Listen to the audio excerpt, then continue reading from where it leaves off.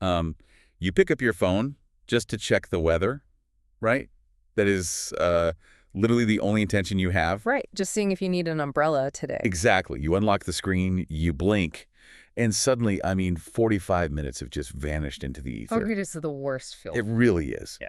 You're sitting on the edge of your bed, staring at like a video of a complete stranger organizing the refrigerator in another country. Yeah, or, reading some heated argument in a comment section. Yes, about a topic you didn't even care about an hour ago. You have absolutely no idea how you got there. Mm-hmm. And your breathing is shallow, your jaw is all tight. Right. There's that low-grade hum of anxiety buzzing right in the back of your neck. Yeah. Well, today, in this interactive workshop, we're going to explain exactly what happened in your brain during those 45 minutes. And more importantly, how you can actually take the steering wheel back. Exactly. But before we get into the heavy mechanics of the attention economy, let's just, ground ourselves for a second. Hello, Jared. Hi, Alicia. And welcome, listeners, to another deep dive from Vibrations and Manifestations. Good morning. How is your morning going? Good morning. It's going really well, actually. And honestly, your opening there perfectly captures exactly what we are untangling today. I'm glad it resonated. Oh, absolutely. I'm feeling incredibly grounded this morning, which is, well, it's a pretty stark contrast to how I felt yesterday. Oh, really? What happened yesterday? I had one of those completely mundane, just seemingly insignificant moments at home last night that ended up unlocking this massive realization for me. Okay, I love these moments. Tell me. So I was in my kitchen, right? And for the last few weeks, every time I opened my pantry, I would just feel this tiny, almost imperceptible spike of stress. Like a little jolt to the nervous system. Exactly, because it was so cluttered. I mean, there were expired spices, half-empty boxes of tea that I don't even like. Oh, I know that feeling. Bags of flour just shoved into the dark corners. Yes, exactly that. So finally, completely on a whim, I just pulled everything out. I wiped down all the shelves. Nice. A total reset. A total reset. And I made a very intentional decision. I only put the things that truly nourish me right at eye level. That is so smart. Like what? Like the high-quality olive oil, the organic oats, the teas I actually drink every day. The things that didn't serve me, I just tossed. Out they go. Right. And when I finished and closed the door, I swear I felt a physical shift in my nervous system. Wow. Just from organizing a pantry? Yeah. I literally unlocked an entirely new vibration in my home. Just by changing what my eyes met first, I changed my internal state. That is fascinating because, it sounds so simple, right? It's just a pantry. Mm-hmm. Just shelves and food. But what you actually did was hack your own visual triggers. And as someone who, lives and breathes structured routines. Oh, I know. Your Sunday vegan meal prep is legendary. It is basically a military operation at this point, but I completely understand that feeling. The environment we construct directly dictates what we interact with. Yes, exactly. When you cleaned that pantry, you took control of your visual environment. You decided what was going to trigger your attention. I took the agency back. You did. But here is the terrifying pivot point for our listener today. What happens when we carry around a device that generates thousands of visual triggers a minute? Oh, gosh. And we aren't the ones organizing the shelves. Right. We aren't organizing the shelves. An algorithm is. Exactly. And, if you are listening to this right now and you felt a sudden wave of guilt or a tightening in your chest when we talked about losing 45 minutes on your phone, I need you to just drop that shame immediately. Please, yes, drop the shame. Because if you feel guilty about your screen time, you're essentially blaming yourself for losing a rigged game. That is such an important distinction. It is. You are fighting a losing battle against thousands of the smartest engineers on the planet. Their literal job is to hack your visual cortex. They get paid millions to do it. Right. So let's just remove that shame right now. Being distracted in the modern world is not a discipline problem. No, it's not. It's not a failure of your willpower, and it is certainly not a moral failing. It's just an unfair fight. You are operating exactly as these sophisticated external systems want you to operate. I really, really want to underscore that. We're going to look under the hood of those mechanics today in this session. We really are. Because our mission in this deep dives isn't just to give you, another productivity hack so you can get more emails done. Ugh, no. We don't need more productivity hacks. We don't. This is much deeper than that. Attention is not just what you happen to notice as you walk through your day. Right. In our lived experience and the wisdom we really want to share with you today, your attention is the true mechanism of manifestation. The absolute core mechanism. It is the raw material you use to build your reality. So if your attention shapes your reality, what happens when a screen is shaping your attention? That is the question. Right. What kind of life are you accidentally manifesting when a completely unconscious algorithmic loop is holding the steering wheel? That is the pivotal question right there. And I want to invite you, our listener, to really settle in for this session. Get comfortable. Yeah, get comfortable, take a slow, intentional breath. We have designed this workshop to help you restore your personal agency. Step by step. Exactly. But to understand exactly how your attention is being trained by artificial intelligence today, we need to take a step back. Let's do it. We need to look at how human attention adapts under pressure. So I want you to take us back to a story from 1940. I love this story. So picture this vividly in your mind. It is 1940. Okay, I'm there. The sky over the southern coast of England is quiet, well, for now. For now. Inside a small, damp, dimly lit radar station built right on the edge of these huge chalk cliffs, a young operator sits completely alone. Just her in this dark room. Just her. Her name is Margaret. And just a year ago, she was a university student. She was studying literature, spending her days surrounded by poetry, walking through quiet libraries. Wow, what a shift. A massive shift. Now she is sitting in a cold, concrete room that smells faintly of ozone and like stale, metallic coffee. I can almost smell that. Right. She is wearing a heavy wool sweater just to fight the coastal chill. And she is staring at a primitive cathode ray screen. Just a glowing box. Exactly. The machine hums with this low, constant, almost hypnotic vibration in the dark. A harsh, bright green light flickers across her tired face. That sounds exhausting. It is. A solid, glowing line sweeps in a steady, relentless rhythm around the circular display. Sweep, sweep, sweep. And every few seconds, a tiny blip appears. Just a little dot. Just a dot. It's small, it's faint, it's highly uncertain. The cognitive load in that room must have been absolutely staggering. Eon staggering. I mean, every single sweep of that green line was carrying the weight of life and death. The stakes were absolute. And the technology, you have to remember, was brand new and deeply imperfect. It wasn't like modern radar. Not at all. She's been briefed on what these glowing green dots might mean. Some of them are incoming enemy bomber formations. The real threat. Right, but most of them, they're absolutely nothing. They're just the static of the world. Like what kind of static? Like flocks of seabirds taking off from the cliffs, or localized weather anomalies, heavy rain clouds bouncing the radio waves back. Just nature getting in the way. Exactly. They are just the interference of a machine trying to make sense of the sky. And here's the terrifying part. To the untrained eye, to a new recruit walking into that room, all of those blips look almost exactly the same. They're all just green flashes. Just green flashes of light. So Margaret leans forward. Her eyes are straining in the dim light. Her shoulders are tight. She's tense. Very tense. Another blip appears. Then another, clustering near the ebb of the sweep. Her heart speeds up. Her breath catches in her throat. Oh my gosh. Is this it? Is this the real threat? She reaches her hand out, her fingers hovering over the heavy black receiver of the emergency telephone, getting ready to sound the alarm. But she doesn't. And then she freezes, because she knows the exact consequences of this moment. If she calls it in, and she's wrong, if it's just a flock of birds, fighter planes are scrambled. Huge mistake. Huge. Precious aviation fuel is wasted. Pilots are exhausted for no reason, leaving the entire coast vulnerable for the next wave. But what if she ignores it? Right, if she ignores it, and she's wrong. If she brushes it off as static and it's a bomber wing, the sirens won't sound in the cities behind her. People don't get to the shelters. People don't make it to the underground shelters. Neighborhoods are leveled. People die. Just holding the tension of that choice, the sheer psychological pressure of having to decode an abstract signal on a screen and tie it directly to human survival, it's overwhelming. It is. So what does she do? She just sits there, watching, breathing, learning the language of the screen. Shift after shift. Shift after grueling shift, drinking terrible coffee, rubbing her eyes. And at first, it is entirely overwhelming. Every single flicker feels urgent to her nervous system. Everything looks like a threat. Everything. Every dot demands her complete, panicked attention. Her biology is screaming, "Look at me, react to me. This is danger." Because that's how we're wired. Exactly. But over time, over weeks of staring into that glowing green abyss, something begins to rewire in her brain. She adapts. She adapts. Margaret doesn't get an upgraded radar machine. She doesn't get a new operations manual that neatly explains the difference between a bird and a plane. Right. But she stops reacting to every blip. She starts noticing the subtle, hidden patterns, the rhythm behind the noise. The signal and the static. Yes, the tiny, almost imperceptible difference in how random static fades compared to the hard, purposeful movement of an actual threat.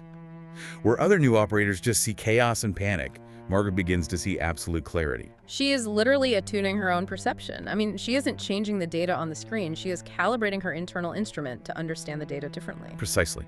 She changes herself to master the screen.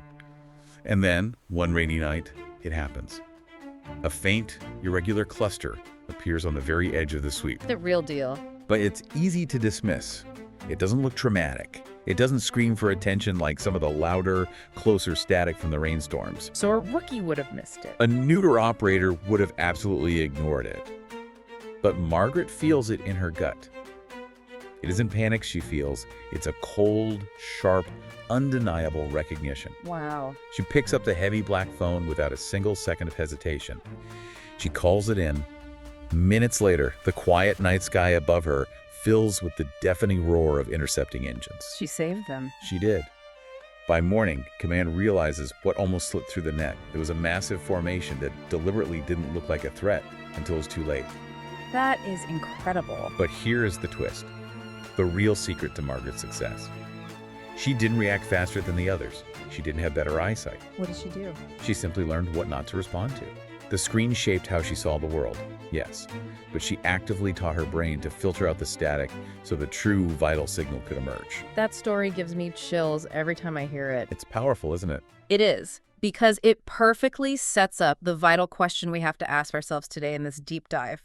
Think about Margaret's glowing green screen from 1940. Okay. Now, how is that screen like the black mirrors we carry in our pockets right now? Oh, man. Because there is a profound architectural parallel here, but there is also a terrifying difference that changes the rules of the game entirely. Let's draw that connection, because this is where the modern trap springs. Yeah. Today, right now, as you listen to my voice, you are sitting in your own version of that radar room. We all are. We all are. You are looking at a screen, scanning for signals.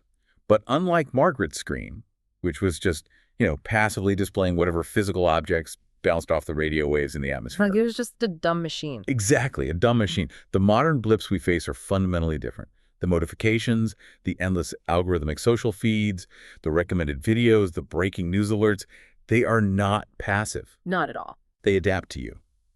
Margaret was watching a passive machine. You are watching a highly intelligent machine. And more importantly, that machine is quietly watching you back. Watching every single move. It is calculating your micro-hesitations. It is tracking how long your thumb hovers over a controversial comment. It knows what you linger on. It measures your physiological responses based on your scroll speed. And it is training you. Actively training you. Actively. It is teaching you what to notice, what to feel outraged about, what to desire, and what to fear. Margaret trained herself to filter the screen.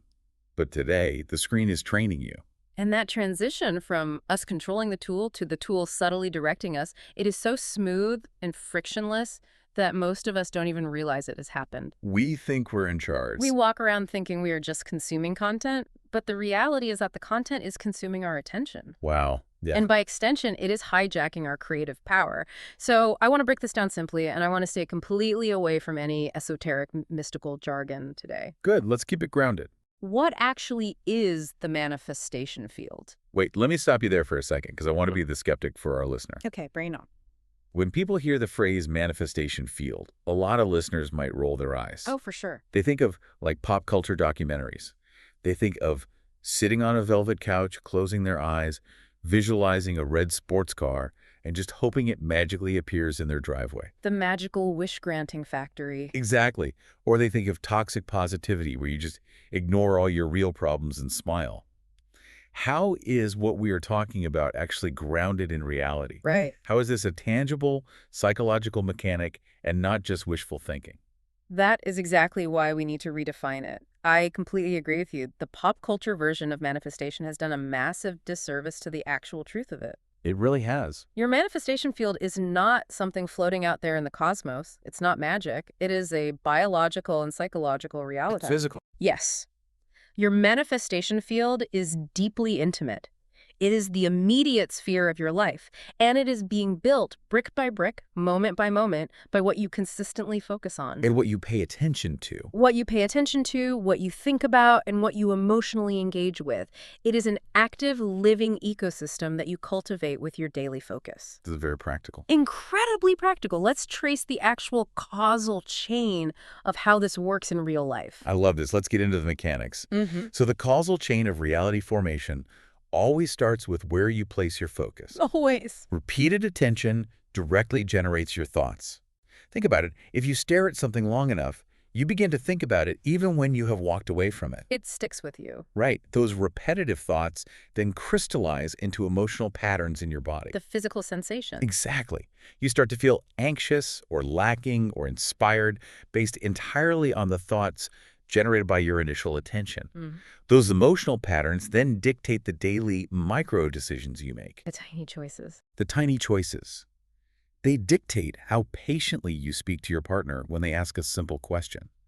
They dictate what kind of food you reach for when you are stressed. Oh, that is so true. Right. They dictate whether you sit down to start that creative project or if you just collapse on the couch and keep scrolling. Because you're drained. Because you're drained. Yeah. And those tiny decisions stacked up over days, weeks, and years create the tangible, inescapable results of your life. The actual reality. Yes.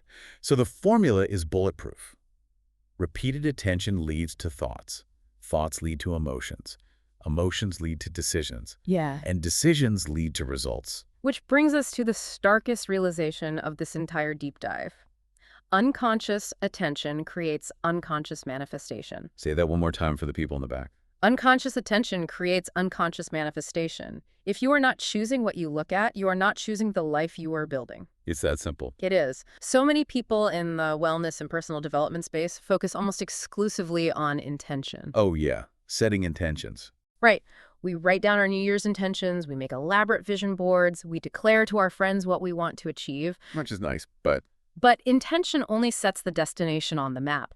Attention is the vehicle that actually drives you there. that is a great way to put it. You can have the most beautiful, deeply aligned intention in the world. You can intend to build a peaceful, loving home. Sure. But if your daily attention is being hijacked by a screen that feeds you political outrage and, relationship betrayal videos for 3 hours a day, your path is going to lead you right into a state of anxiety and distrust.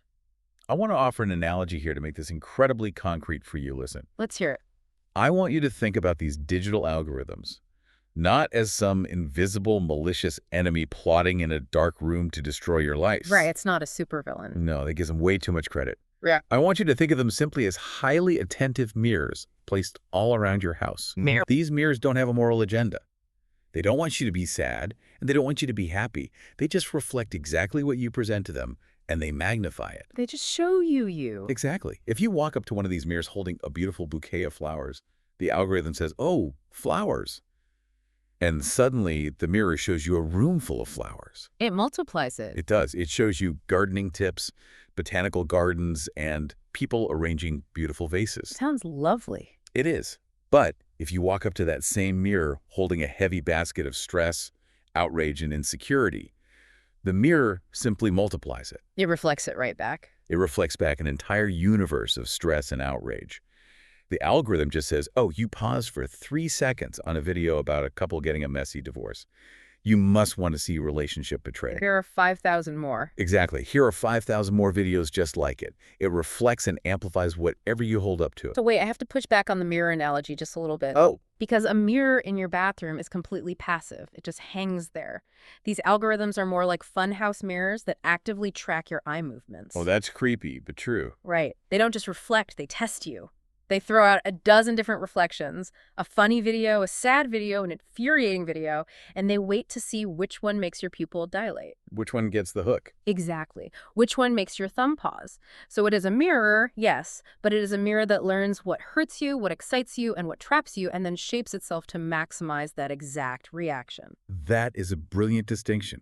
It is a mirror that learns, and this is exactly where the internal biology meets the external technology. The perfect storm. Let's unpack the biological wiring of why this funhouse mirror is so incredibly effective at trapping us. Because this is where the science of the human brain perfectly validates everything we know about how manifestation works. The neuroplasticity. Yes, your brain is a highly efficient, energy-saving machine governed by neuroplasticity. This simply means that the brain physically strengthens whatever neural pathways are repeated. It builds habits. Think about it like you are standing in a dense field of tall grass. The first time you try to walk across that field, it is difficult. You have to push the grass away. Right. You have Yeah. to push the heavy grass aside, you stumble over hidden rocks, it takes effort. But if you walk that exact same path every single day for a month, eventually you wear down a clear, easy dirt trail. It becomes automatic. Your brain does this exact same thing with your thought patterns. If you practice looking at things that make you feel inadequate, like scrolling through perfectly curated lives online, your brain clears the brush and builds a massive superhighway for the feeling of inadequacy. Wow. It gets easier and easier to feel terrible about yourself. And while neuroplasticity is building that highway, your dopamine system is driving the car. Yes, dopamine. We really need to clarify what dopamine actually is because it gets misunderstood so often. People think dopamine is the pleasure chemical. Like eating sugar. Right. They think it's the feeling of eating a delicious piece of chocolate, but it isn't. Dopamine is the anticipation and reinforcement chemical. Anticipation, that's key. It is the drive to seek. It rewards you with a tiny hit of motivation whenever you encounter novelty, uncertainty, or heightened emotion. Like a slot machine. Exactly like a slot machine. The thrill isn't necessarily winning the coins. The massive dopamine spike happens while the wheels are spinning when you don't know what's going to happen. The brain loves the maybe. The brain loves uncertainty. And crucially, the brain doesn't care if the emotion attached to the novelty is pure joy or absolute terror. It just wants the engagement. It just likes the engagement. It reinforces anything that makes you feel something, regardless of whether that feeling is actually good for your long-term well-being or if it's destroying your peace of mind. This reminds me of exactly what happened to me a few months ago. I was telling you about this before we started the session. Oh, yes, the recipe story. Yes. I was doing my usual Sunday routine, working on a new vegan meal prep guide. I was feeling great, totally in my element, High vibration. very high. I picked up my phone just to look up a quick conversion for a lentil stew recipe. That was my intention. Just a simple conversion. But I opened a social app, and the algorithm, which knows my interest in health and fitness, decided to spin the slot machine. Uh-oh. It didn't show me lentils. It showed me a video of a guy who looked like a Greek god with zero body fat doing one-handed push-ups while talking about his elite daily routine. And you paused. And I hesitated. I watched it for maybe 4 seconds. But that micro-hesitation told the algorithm, oh, he's interested. Yep, it got the signal. Suddenly, my feed was flooded with hyper-optimized fitness influencers. Within 10 minutes, my entire nervous system dropped from a state of creative flow and joy into a deep pit of physical inadequacy. Hoover lentil stew. Right. I felt like my lentil stew was pathetic. I felt like my workout routine was a joke. I had walked up to the mirror feeling inspired. The mirror threw an insecurity at me. I reacted, and the mirror built an entire world of inadequacy around me. That is such a visceral example of how quickly the field shifts, and it translates to so many other areas. I think about my own experiences navigating dating apps after my divorce. Oh, dating apps are the ultimate slot machine. They really are. It is the exact same mechanism. You open the app hoping for connection, which is a beautiful intention. A very pure intention. But the design of the app, the endless swiping, the sudden, unpredictable matches, the ghosting, it is built purely on the dopamine loop of uncertainty. The maybe. Right. Swipe left, swipe right. It's the maybe that hooks your attention. You end up spending hours feeding your energy into a system that leaves you feeling exhausted, commodified, and cynical about love. Which is the opposite of your intention. Exactly. You intended to manifest connection, but your attention was forced into manifesting burnout. So we have this perfect storm. For the very first time in human evolution, our internal biological wiring, The dopamine. right, the brain's reward system that kept our ancestors alive by making them pay attention to rustling bushes. That internal wiring and our external systems. The attention economy. Yes, the global attention economy run by supercomputers. They are perfectly synced to reinforce each other in real time. A closed loop. The algorithm exploits the dopamine loop by providing unpredictable novelty. The dopamine loop reinforces the behavior of scrolling. The scrolling feeds data back. The repeated attention feeds more data to the algorithm, making it smarter, and the cycle accelerates. It is a closed-loop system of manifestation. And it runs on autopilot. And if you aren't actively aware of it, it is manifesting a default reality of perpetual distraction, comparison, and emotional exhaustion for you. But here is the good news. Understanding this loop is the first step to breaking it. Yes, finally some good news. Knowing how the funhouse mirror works doesn't magically change what it reflects, but it allows you to realize you can put the mirror down. You can walk away. You can. Breaking this cycle requires real-time action. It requires a physical shift in the present moment. And that is why we are going to move away from the theory now and move into the first interactive tool of our workshop. Let's get into the practical tools. I want to invite you to do this with us right now, wherever you're listening. Let's do it. We call this the Attention Audit. And remember, this is not a test you can fail. This is just gathering data. Exactly. Yeah. I am going to slow my cadence down entirely now. I want you to just listen to the sound of my voice and let the noise of the outside world fade away for a moment. Just breathe. If you are driving or walking, keep your eyes open, but let your focus draw inward.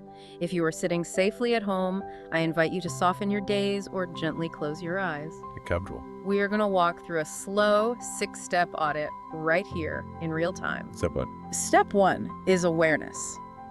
I want you to mentally play back the movie of the last 24 hours of your life. Just let it play. Just let the scenes from yesterday afternoon, last night, and this morning play on the screen of your mind. Notice what you see. Where did your attention actually go? Do not judge it. Do not criticize yourself. Just observe it like a scientist looking at data. Very neutral. Think specifically about the moments you were looking at a screen. How much of that time was actively chosen by you with a clear purpose? And how much just happened. Right. How much of it just happened? How much of it felt like you fell into a fast-moving river and just let the current drag you along? Notice the ratio between chosen focus and captured focus. Let that sink in. Just notice the ratio. Now, step 2, the emotional check. This is a big one. As you reflect on the inputs from the last 24 hours, the news headlines you skimmed, the social posts you saw, the videos you watched, I want you to drop down out of your head and notice how your physical body feels right now reflecting on them. Tune into the body. Tune into your somatic experience. This is crucial. Is there a tightness in your jaw? Feel your shoulders. Is there a heavy, sinking feeling in the center of your chest? Does your stomach feel knotted or anxious? Or do you feel light, expansive, and deeply inspired by what you consumed? What is the body telling you? Your body is the most honest, unfiltered indicator of your manifestation field. It will not lie to you. It tells you exactly what kind of energetic fuel you have been pouring into your engine. It's pure feedback. Let's move to step 3, the alignment check.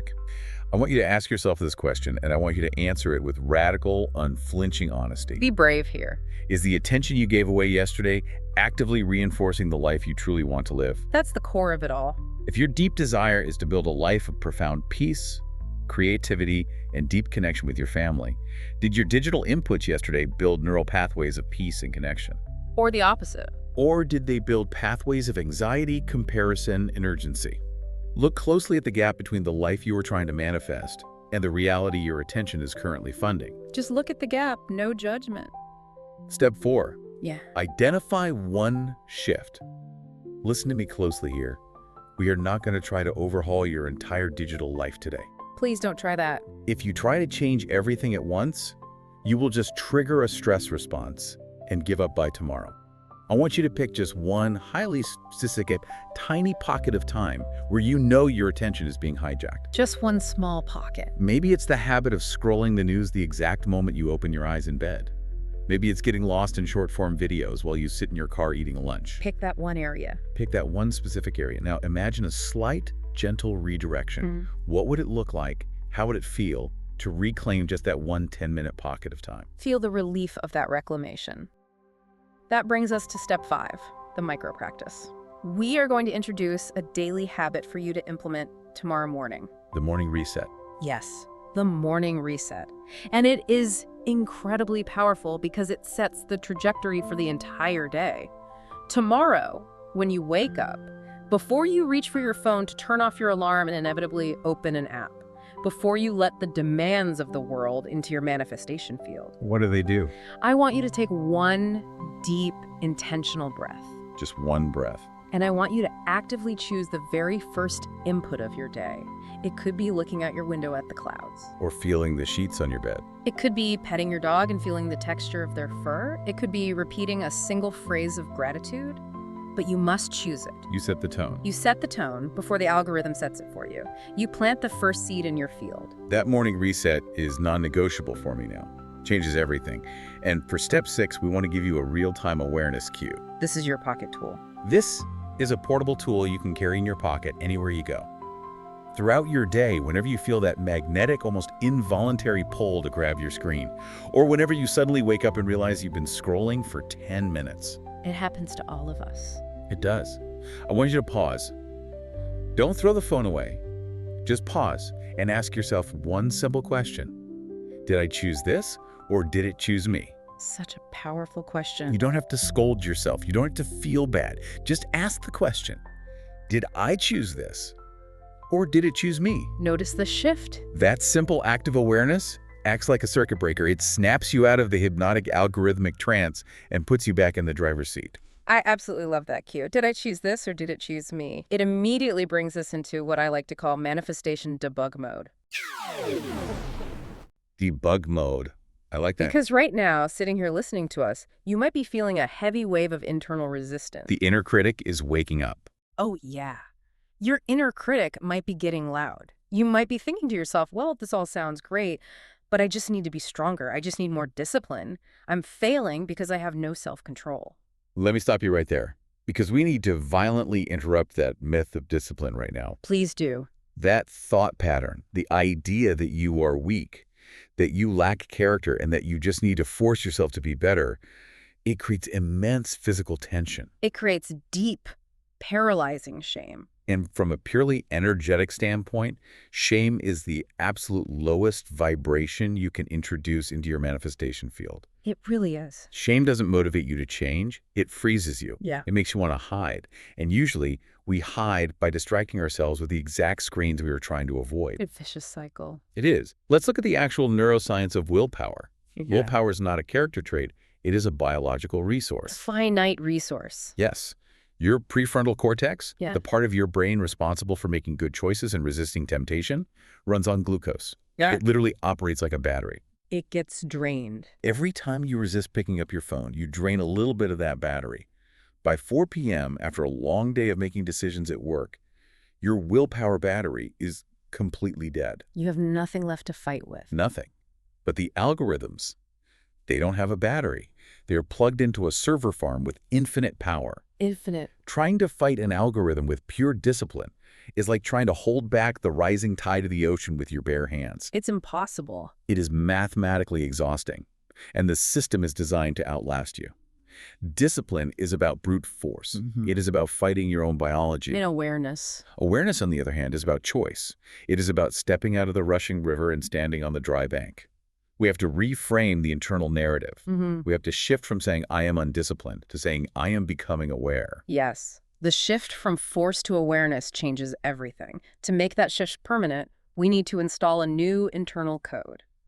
An identity upgrade. An identity upgrade. I love that phrasing. I want you to take a breath and repeat this phrase softly to yourself. Say it out loud if you are in a place where you can, or just let it echo powerfully in your mind. Listen closely. I choose where my attention goes. Feel that. Say it again and feel the truth of it. I choose where my attention goes. Notice how that shifts your posture. Notice how that feels in your body. It is not a harsh demand. It is not a rigid rule you are going to punish yourself for breaking. It is a gentle, profound realization of your innate power. A return to sovereignty. Yes, you are the architect of your own field. I choose where my attention goes. That feels incredibly expansive. It drops the shoulders, it opens the chest. And to bring that expansiveness into a practical space, we are going to move into our second workshop tool. The guided reflection. Yes, this is a guided reflection. We are going to map your specific personal terrain. But before we do, I want to share a bit of my own vulnerability here. Please do. Because I never want you to think that we sit behind these microphones totally immune to this stuff. I already told you about the vegan meal prep disaster, but it goes deeper than that. It always does. A while back, I was working on a comprehensive writing project, pouring my heart into it. It was a project born from absolute passion and a desire to help people. But writing is hard. Oh, it requires so much focus. It requires you to sit with ambiguity.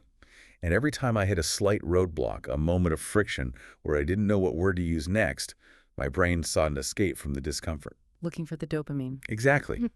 I would unconsciously pick up my phone for a quick break. And because the algorithm knows my industry, it would instantly feed me videos of other creators. Oh, the comparison trap. People who seem to have massive, flawless platforms, pristine aesthetics, producing brilliant content at lightning speed. Within minutes, my attention was completely hijacked from my own creative process and dragged into a devastating, paralyzing loop of comparison. That hurts just hearing it. My manifestation field shifted from deep inspiration to absolute, suffocating inadequacy. I would put the phone down, an hour later feeling completely drained, convinced that my voice didn't matter, that the market was saturated, and that my project was entirely pointless. You starved your own project. I actively fed the wrong field. I was watering the toxic weeds instead of my own fragile crop, all because I let the screen dictate my focus during a micro moment of vulnerability. It is so terrifyingly easy to fall into. It is so easy, and it happens in the blink of an eye. Thank you for sharing that, because it perfectly illustrates how our life force, our literal creative energy, gets siphoned away from our own dreams and poured into the digital void, enriching someone else's platform. So true. We're going to use some reflection prompts now to help you look at your own leaks. Treat this like guided journaling. You do not need a pen and paper if you don't have one handy. You can just let these questions echo in the spaciousness of your mind. Just listen. I'm going to ask a question, and I want you to take your time to truly process it. Do not rush to the first answer. Let the deeper answer bubble up. Take a deep, centering breath. Let it out slowly. First question. Where is my attention going by default? Think about the exhausted moments. When you are exhausted after a long day, when you are bored standing in line, when you are secretly seeking emotional comfort, where does your mind automatically travel? What's the comfortable groove? What are the well-worn, comfortable grooves in your daily routine? Just observe the habit. Do not judge it. Give yourself a moment to see it clearly. Second question. What emotional patterns am I reinforcing without realizing it? The underlying feeling. When you engage with those default inputs, when you doom scroll the news, when you look at your ex's profile, when you watch strangers argue, what feelings keep rising to the surface of your body? Is it tightness? Is it a low-grade persistent anxiety? Is it a sense of lacking, a feeling that you are behind in life? Or is it something else entirely? What emotion are you repeatedly feeding? Feel the physical truth of that in your body right now. Third question. Let's pivot away from the current reality and look toward the vision. What kind of life do I actually want to feel day to day? Not what you want to own, what you want to feel. Notice I am not asking what kind of car you want to manifest or what job title you want to hold. I am asking about the sensory texture of your daily existence. How does Tuesday morning feel? Do you want your Tuesday mornings to feel spacious, grounded, deeply joyful, deeply connected to the people you love? What is the core underlying feeling of your ideal reality? Let that feeling, whatever it is, expand and warm your chest. Fourth question. What inputs would actually support that version of my life? What feeds that feeling? If you want a life of profound peace, what do you need to be reading, watching, and listening to? If you want a life of vibrant, energetic health, what kind of conversations should you be engaging in? What is the fertilizer for your desires? What kind of content acts as rich fertilizer for your specific desires? Notice the ideas, the books, the hobbies, the silent moments that immediately spring to your mind. Hold on to those ideas. And the final question, what do I need to gently step away from? Look closely at your environment. What is currently in your digital feed, in your daily routine, or in your social circles that is actively pulling you away from the life you want to feel? What needs to be released? What digital spaces, what habits, what compulsive checking needs to be gently, lovingly released? You do not have to fix it today, you just have to acknowledge it. Those prompts are incredibly revealing. It is amazing how much clarity arrives when we simply stop moving, get quiet, and ask the brave questions. It truly is. Now, we are going to take the clarity you just found and anchor it deeply into your nervous system. We are going to move into our third and final workshop tool. The visualization. Yes, this is a guided visualization, and you call it the field of focus. I want you to settle in completely now. If you are driving, please keep your eyes open and on the road, but let the imagery paint itself in your mind. Keep yourself safe. If you are somewhere safe and stationary, close your eyes. Roll your shoulders back and down away from your ears. Unclench your jaw. Settle your breathing. Take a deep, incredibly slow breath in through your nose, Feeling your lungs expand completely. feeling your rib cage widen. And slowly, softly release it through your mouth. Let the landscape of your imagination open up. I want you to visualize yourself standing at the edge of a vast, wide, open field. See this sky. The sky above you is a brilliant, endless, clear blue. The air is perfectly temperate, carrying a slight, fragrant breeze that feels incredibly fresh against your skin. You can smell the earth. Feel the ground. You can feel the solid ground beneath your feet. This field represents your manifestation space. It is the raw canvas of your life. It is your pure energy. Look to your left. As you look out across the landscape, you notice there are different, distinct areas. Look over to your left. Over there, you see a section of the field that is dense, chaotic, and heavily overgrown. Thorny vines. There are thick, thorny vines tangling aggressively over each other. Dark, heavy brush is blocking out the sunlight. The plants there are erratic, growing wildly in every direction, suffocating one another, fighting for resources. It's pure chaos. This overgrown area represents your automatic unconscious attention. It represents the hours spent scrolling without purpose, the panicked reactions to news alerts, the painful cycles of comparison, the lingering fears. The captured focus. It is the chaos born from letting external systems dictate your focus. Notice how it feels heavy, almost exhausting, just to look at it. But now, turn your head and look to your right. Over here, the field is entirely different. It is a wide open, beautifully untouched clearing.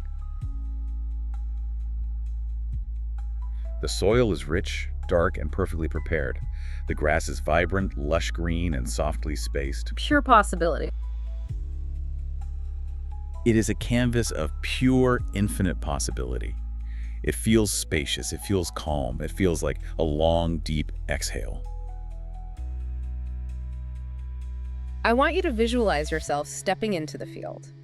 Walk slowly toward that clear, open space on the right.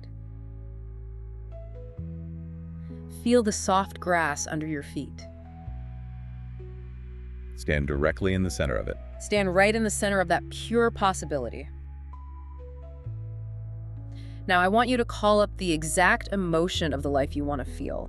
That emotion you identified during our reflection earlier. Deep calm. Radical creativity. Unconditional love, boundless abundance, whatever it is, feel it glowing brightly in your heart center. And now, intentionally project that emotion like a beam of sunlight into the empty soil right in front of you. Deliberately direct your focus. Your undivided attention and your emotion into the earth. Watch what happens. As you hold your steadfast attention there, the space begins to respond. It flourishes. It begins to flourish. Tiny, vibrant green shoots break through the dark soil. They grow rapidly, gracefully, unfolding into beautiful, strong plants. Exotic flowers bloom in brilliant, saturated colors. The air sparkles. The air around them practically sparkles with vitality and life force. This is your intentional attention building your reality. Where your focus goes, energy flows, and life responds beautifully and generously. It is so beautifully responsive. Now, I want you to physically turn your body in the visualization and face the overgrown, chaotic area on the left.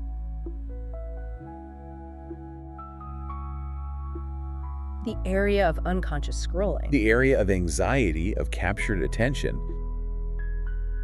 You are not going to attack it. You are not going to march over there and try to rip the thorny weeds out with your bare hands. We don't use brute force anymore. That is the old paradigm of brute force discipline and self-punishment. We don't do that anymore. Instead, I want you to simply stand in your power, look at it, Mhm. and then consciously, intentionally withdraw your attention from it. Just withdraw it. Imagine your attention as a powerful spotlight. You are simply reaching out and turning the switch off. You stop feeding it your precious energy. You stop giving it your fear and your frustration. Watch what happens to the overgrowth. And as you withdraw your attention, without any force, without any struggle, the chaotic vines begin to wither.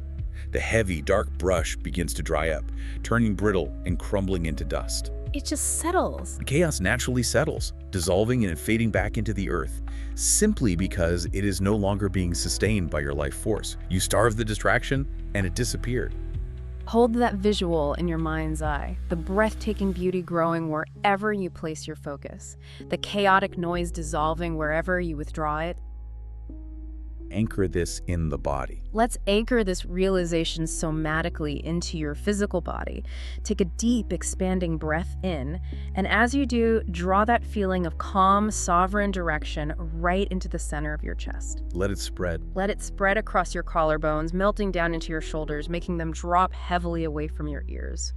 Feel the solid, undeniable ground beneath your feet. You are the sole director of this field. Take one more deep breath. Take one more deep, life-affirming breath. And as you slowly exhale, gently flutter your eyes open and return to the present moment, bringing that sovereign, untouchable energy back into the room with you. Welcome back. I hope you can physically feel the undeniable difference in your body right now. That lightness. That lightness, that clarity, this is the feeling of reclaimed agency. That is what it feels like to hold the steering wheel again. That is exactly what it is. And we want to make this profound feeling incredibly sticky. We do. We want it to last. We want to ensure that this isn't just a nice visualization you did while listening to us on a Tuesday, but a tangible, lasting shift in how you operate in the modern world. So we are bringing the energy back up to a very grounded, practical, actionable level. We're giving you a challenge. This is your 7-day attention reset. This is where the rubber meets the road.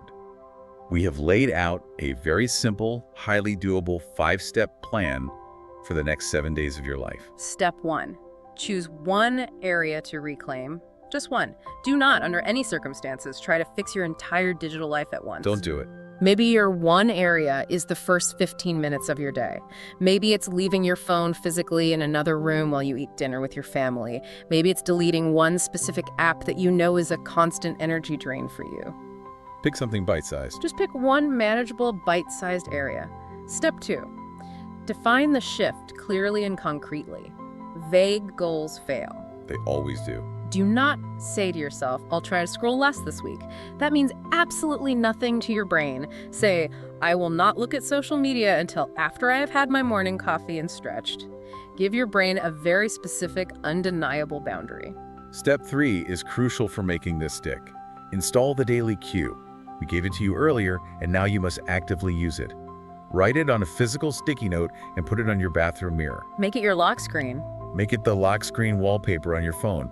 Write it on a piece of tape and stick it to your steering wheel. Did I choose this, or did it choose me? Your emergency circuit breaker. That question is your emergency circuit breaker. Use it constantly, every single day. Step 4, track it with absolutely zero judgment. Get a physical piece of paper, write the days of the week, and just put a check mark if you successfully reclaimed your chosen area that day. And if you miss a day? Here's the most important rule. If you don't get a check mark one day, you do not beat yourself up. You do not spiral into shame. You simply observe it as neutral data. You say, the system caught me today, a very smart system. Tomorrow, I will be more aware. And step 5, which is truly the secret to making this a permanent lifestyle change. Notice the shift in how your nervous system feels, not just the behavioral change. Don't just focus on the time saved. Don't just focus on the sterile fact that you saved 20 minutes of screen time. Focus intensely on how your physical body feels with that extra 20 minutes. Do you feel slightly less rushed getting out the door? Do you feel more present? Do you feel a deeper sense of presence when your partner speaks to you? Do you feel a slight, exciting return of your creative energy? Pay exquisite, detailed attention to the internal rewards of this reset. The relief and expansion. That bodily feeling of relief and expansion is what will ultimately reprogram your brain's habits far better than discipline ever could. I want to take a moment to reflect on the profound journey you, our listener, just took with us over this session. It was a big journey. You didn't just sit there passively and absorb abstract theory today. You didn't just listen to us talk at you about concepts. You actively did the work. You did the audit. You noticed your own default patterns. You bravely mapped your internal emotional landscape. You introduced the power of conscious choice back into your routine. And the visualization. And through that visualization, you literally, energetically shifted your manifestation field. You did that. We just provided the map. You walked the path. I want to repeat the core takeaway of this entire workshop, and I want you to let it sink deep into your bones, past all the noise of the world. Let them hear it. Where your attention goes, your life grows. It is the fundamental, inescapable law of manifestation. It truly is. And as we wrap up our time together today, I want to leave you with one final provocative thought to mull over as you go about the rest of your week. What is it? We spend so much time in our lives wondering why our manifestations aren't arriving. We wonder why the deeply fulfilling relationship or the massive career breakthrough or the profound sense of inner peace seems to be constantly eluding us. I think we're blocked. We think the universe is resisting us. We think we aren't worthy. But I want you to consider this radical reframing. What if the things you've been trying so hard to manifest aren't actually resisting you at all? Wow. What if they are simply starved of your attention because a screen has been eating all the nourishment they needed to grow? Oh, that is heavy. What if your beautiful, messy, incredible dream is just waiting for you to look at it long enough to give it life? That is a phenomenal paradigm-shifting question to sit with, and it sets up our next deep dive perfectly. It really does. In our next session together, we're going to take this newly reclaimed attention and put it to work. We are going to explore designing a life that feels deeply aligned on the inside, not just one that looks successful on the outside to everyone else. Authentic alignment. Because once you own your attention, once you hold the brush, you can start building an architecture for your life that truly supports your authentic, messy, wonderful self, rather than just performing for the algorithmic funhouse mirror. You absolutely will not want to miss it. It is going to be such a beautiful, vital continuation of the work we started today. Thank you so much for being here with us. Thank you. Thank you for bringing your vulnerability, your willingness to reflect, and your precious energy to this space. Please remember that you are exactly where you need to be on your journey. There is no behind. Be gentle, be kind, and be patient with yourself this week as you practice the reset. We are walking this path right alongside you, figuring it out together. Absolutely. Thank you for your time, your focus, and your presence. Have a wonderful, intentional, and deeply aware week, and we will see you in the next session.